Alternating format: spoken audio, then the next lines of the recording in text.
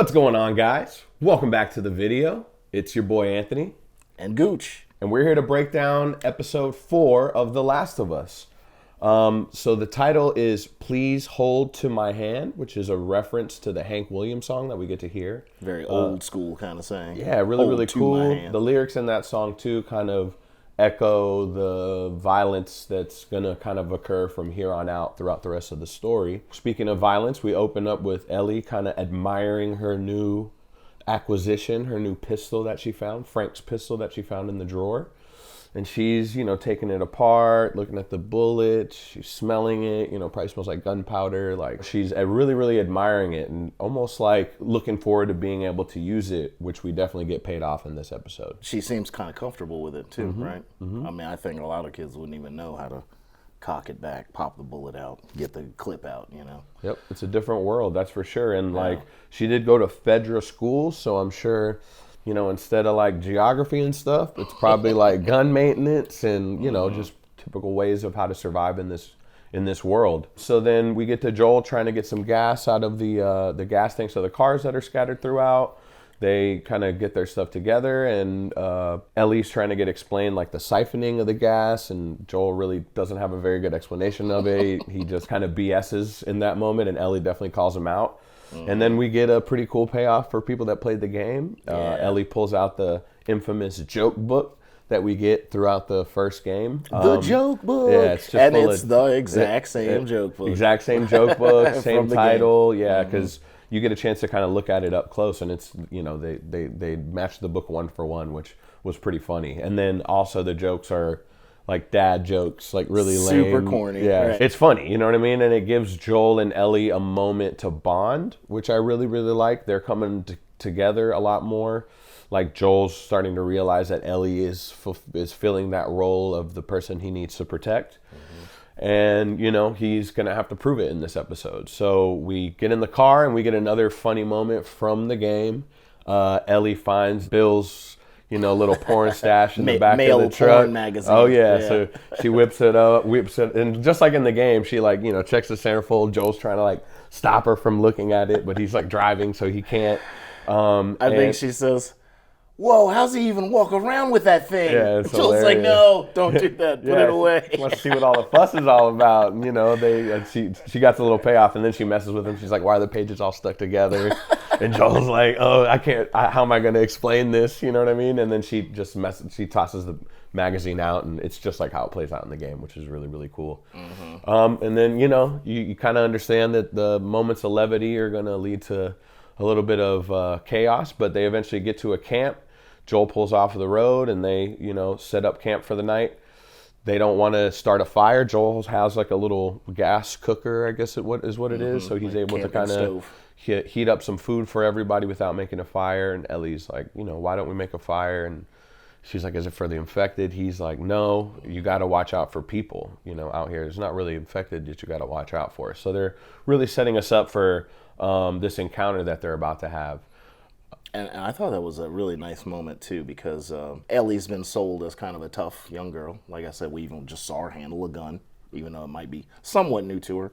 She's a tough girl, right? And we saw her kind of admire the violence earlier, but this is the first time we see her, vulnerable and kind of scared, like a kid.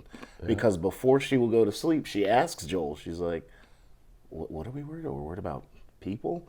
Are we going to be okay? And Joel kind of has to reassure her. He's like, we're going to be fine. No one's going to be out here. And she finally turns over, and that's when she feels like she can go to sleep, But it was the first time we really kind of saw her scared. I think that's the big difference between Ellie and Sarah and what Joel wouldn't have got if Sarah would have survived. It would have been a very, very different experience for them in that moment, especially at the beginning of everything. But yeah, they're getting closer together. You feel it, even though Joel still refers to her as cargo throughout the journey, and he's not fully giving into that idea that, that's his person to protect fully. You know what I mean? And then we get to a point where they're driving. Ellie's kind of playing navigator. They're back on the road. They eventually get to a point where they can't go anymore. We're in the middle of a big city. Ellie had fallen asleep, and we kind of move ahead in time a little bit. Yeah, the highway's blocked up at a bridge by what looks like a jackknifed truck. So trailer's completely closing off the road at the entrance to a bridge. There's no way through. He looks under the truck, and you can see that the path is clear on the road, like ahead of them. Yep. They just got to be able to figure out how to get around this exit. Right. So, Joel tells her, all right, it's fine. We're going to turn around. We're going to head back up, take that exit into the city, and we'll find a way back onto the highway. Yeah, but it's not as easy as they think. And Ellie's trying to navigate. It's her second day in a car, so it's hard for her to, communicate which way to go. Joel's trying to get somewhere pretty quick. And eventually they come across what looks like a guy that's hurt. And Joel immediately, goes into protector mode, and you can see it all turn on. He tells her to buckle up. Your seatbelt. She's like, are we not going to help them? He's like, no. Plows right through. You can tell the guy's fine. He runs, jumps out of the way. Ellie notices a guy on the scaffolding. They drop what I think was like a TV or it was a cinder block. Yeah, I knew it was a big square thing. Hits the windshield. He can't really see that well. They don't notice the spike strip on the ground. They hit the spikes. Joel loses control. They're getting shot at this moment, and they crash into what I think was a laundromat. Yeah. And this is very similar to the game. I think we mentioned last episode that the game went basically from Boston to Pittsburgh, and that's where you first have these encounters with all the Raiders. In the show, we've now instead decided to go to Kansas City. But it's the same exact setup, because that's what happens in the game. They get ambushed, end up crashing into a store, and they're getting fired upon heavily. So the men are just shooting. You can tell Ellie's scared. Joel grabs it, just stay right by me. And he sees a little opening in the wall. I'm going to draw their attention. I just need you to crawl along the ground and get in that hole behind the wall, because he doesn't want her to see. This is, again, him really becoming the protector. Right. And holding to her hand, right? Holding to her hand, yeah, that's so true. Metaphorically, yeah, right? kind of through this moment of intense violence, and it's the first time Ellie's in the thick of it. She listens, she goes into the hole. She notices that Joel's kind of finishing these guys off, and so then we get to a point where Joel's trying to reload his gun. He just killed one of the last guys that was coming in. He turns around, and in comes one of the bad guys through the back door. Joel gets into a scuffle, a melee at this point. He hits him with the gun. He shoots the ceiling. He had a shotgun, so Joel just dodged a pretty intense situation. Yeah. The guy kind of gets the best of Joel in that moment. He gets on top of him. He starts choking him with the actual shotgun itself. Joel's kind of getting close to, losing this fight. And then Ellie kind of notices what's going on and pops in and uses, this pistol that she's had in her backpack. And she hits the guy in the back. He turns around, immediately starts trying to kind of beg for his life a little bit. Please, I'm sorry. You don't have to do this. I didn't mean to. I'm sorry. I didn't know you had a kid with you. We can be friends. We can help you. We'll trade. Please, at least call my mom, because now I can't feel my legs. He's like, I just need to get back home, but I can't feel my legs. Maybe if you could just help me get back to my mother. It makes you think about all the familial stuff. And I think a lot of the shots, if I remember back to it, it's a lot of Ellie's reaction to what he's saying. So we're supposed to see that's kind of sinking in with her. And then Joel tells her to go away. He's, what needs to be done is going to have to be done. He still is trying to not let her see it. And then she goes into the hole. And another thing I loved was she sheds a couple tears, but that's it. And then she wipes them away. And then Joel also has the opportunity to say something else to Ellie other than just get into the hole. He could have kind of consoled her a little bit in that moment, and he doesn't either. He kind of lets her live in that moment and feel those feelings. She's starting to understand more what it's going to take. And she's okay with it. She's ready to take these next steps. And that's eventually what we see. So we get a cut to a new character. We get to meet Kathleen at this point. So she's the leader of this militia group that I think it seems like took over that QZ. Yeah. Now they're in charge. It seems like it happened kind of recently. The scene with Kathleen, she's interrogating a doctor. In a Fedra facility. But they are clearly in normal clothes. Yeah, so you can tell that there's something else going on here. And she's just trying to get information about, one, her brother obviously got killed. He got beat to death. There's people that were working for Fedra or working for the other side. They were giving up information. And she's got a list of names. She's going down the list. You know where these people are, these people are, these people are. And he's trying to like say, no, no, no, I don't. A lot goes unsaid here that they really kind of fleshed out a little bit more in the game, which is just that Fedra is very fascist in their ways. And so in some of the cities where they set up these quarantine zones, people fought back. They didn't like what Fedra was doing and how they were trying to control everyone. So this is clearly one of those cities where the people decided they weren't going to just do whatever Fedra wanted. Clearly there were some rebels. And now somebody has, I guess Kathleen's brother was one of those rebels. Somebody had gave Fedra information, and she actually asks the doctor who she's interviewing there, or who she's interrogating, she says, you know, I wonder if this is the room where my brother was beat to death by Fedra. So now she's interrogating this gentleman, and it's kind of like you get to see that the rebels have taken over, but maybe they're just as bad as Fedra. Yeah. Yeah, and it's like one evil like supplanting another evil. Yeah, like just taking its place. Yeah. Because that's what it takes to be successful in this world, is you have to be ruthless, and you have to, you know, take care of your enemies in the most, you know, impactful way you can. We cut to her finding out that these soldiers have died. There's been a skirmish. There's people in the town that have escaped. They killed Brian. You find out, you know, he does say his name to Ellie when he's trying to beg for his life. Having a face to the enemy as opposed to them just being fodder like it is in the game, I think is going to play really, really well to the story. And I'm excited to see Kathleen and also Perry. We get to meet in this scene where they bring out the dead bodies. And Perry is, for people in the game, played Tommy in the game. He did the voice acting and the mocap for Tommy. So they're, you know, a little homage to the original cast. He kind of is like her military hand. Right hand man. Seems like Kathleen is like the smarts of the operation, which is why she's in that leadership position. You can tell people listen to her. So she's definitely the leader of this group. They're gonna go take care of business. They got to find these guys. But now what I love about this scene is, so now Kathleen and her soldiers have seen the dead bodies, which were created by Joel and Ellie, right, in this scene.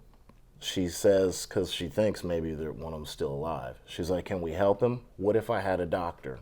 And what I think we didn't say before is the gentleman who she's interrogating at the beginning of the scene is a doctor. He reveals that not only is he a doctor, but he's the doctor who delivered her. Yeah, it's crazy. He says, I held you in my hand as a baby. I can't believe you have me chained up right now. Like, I'm a doctor. So you can tell she's thinking. She says, wait, if we have a doctor, can we help save these? And they're like, no, these men are gone. And she immediately, you can see the anger in her face.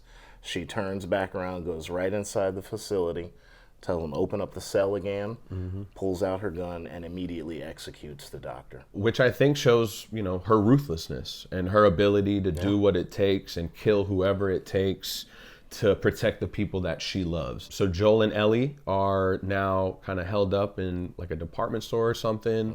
The windows are all covered with newspaper. And you can see that these rebels are searching the entire town. Yeah, they're going through everything. Driving by, they're bursting through doors, they're going building to building, trying to find these people. Yeah. And what we didn't say is one of the reasons that Kathleen is so excited to try and find them is she thinks that maybe Henry, who she mentioned in the interrogation, she's trying to find Henry, right? Who obviously she thinks gave up her brother to Fedra. She's really mad at Henry. Like, really mad at so mad that it seems like that's the important thing at the moment, even though these men died and she saw their bodies and they were part of her group.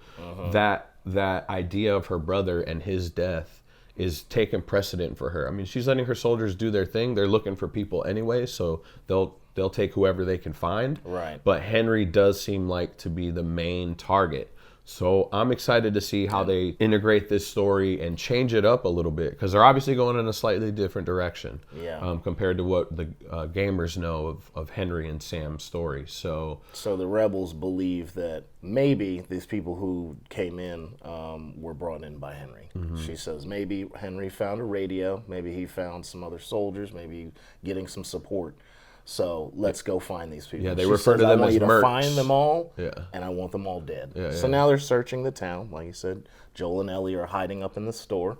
They've decided that when the time's right and the coast is clear, they'll go to the highest point, the highest building in the area. They can get a good bird's eye view of the city and figure out what's their best path to get out. And now we get another nice little kind of character building moment between Joel and Ellie. So in that last scene, as soon as she shot the guy, of course, Joel takes the gun back from her immediately. But now you can tell he's kind of reconsidering.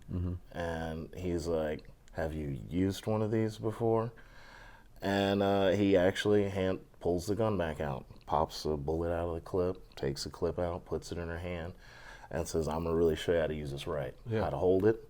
Put your hands together, see how tight it is. He grabs on it, like, see, no one can pull this out of your hand. So now he's teaching. Again, this is like, we're having a couple moments where now he's not only the protector, but like the teacher. Exactly. You know? Exactly. And Ellie does reveal that she has killed before in the past.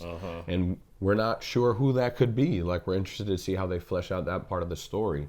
And in that moment too, I think when Joel does hand back the gun, it feels very fatherly to me. Like, the whole moment seems very like what a dad would do to his daughter to teach her how to shoot. Well, and he apologizes to her for her being in that position. Yeah. He's And like, she says, like, I'm don't sorry apologize. that you had to kill this man to help me. She's like, it's all right, man. I've done it before, you know? Right. So you see that trust, like, flow over Joel. And he's like, oh, okay. Okay. He's like, let me give you, okay, I see I'll you. give you the gun You can handle and this. make sure you can handle it Yeah. properly. Yeah. So he hands her the gun, teaches it properly. So now that's Ellie's. And I thought that was really cool. And like you said, Gooch, they decide they're going to go to the big building, the super tall building in the middle of the town. So we have a goal now. They finally reach the building. We find out it's what, like 46, 45 floors or something. You know, they start the little trek up all those flights of stairs. I think they get to like level 33, and Joel's like, all right, we're good for the night. We're up high enough. Yeah, we're going to go to sleep. So they set up their little camp in one of the rooms there. Joel starts setting up the room. Like, he starts breaking glass and pouring it all over the floor. So he's trying to set like a little bit of an alarm for him in case somebody tries to sneak up on them. And we get revealed another little piece of mortality for Joel, which I love, like the broken hand. And you know, the scar on his head that he talks about, like, you see that he's a mere mortal, but he can still be capable of a lot. And you tell that he's deaf in his right ear, or he's really hard of hearing in his right ear. So I think all these little things are going to come into play eventually throughout the series, and eventually it does in the night. So Joel and Ellie have a really nice little bonding moment again before they go to bed. Really funny. Couple jokes out of the book, including, I think, the real zinger, which was the diarrhea joke. You know, it can be inherited because it runs in your genes. And they crack up. They have a nice, really, really tender moment. It's that relationship keep building and building and building to make this even more impactful. Meanwhile, while they've been getting themselves ready, we have a scene where you see the rebel soldiers. Kathleen basically asks Perry, have we found anything? They say, yeah, I think we found something. They go into one of the abandoned buildings. Perry takes her to a spot that's like an attic. They open it up and go up, and you immediately see all these cans of open food. There's drawings, crayon drawings on the wall. Most of the drawings look like a black superhero, and sometimes it's two of them in the photo. So clearly a child has been living in here, probably with another grown-up. And we know this is Henry, right? Yeah. This is Henry and Sam, who you'll eventually get to meet. But so they found where they were hiding out, and they believe that they're out of food.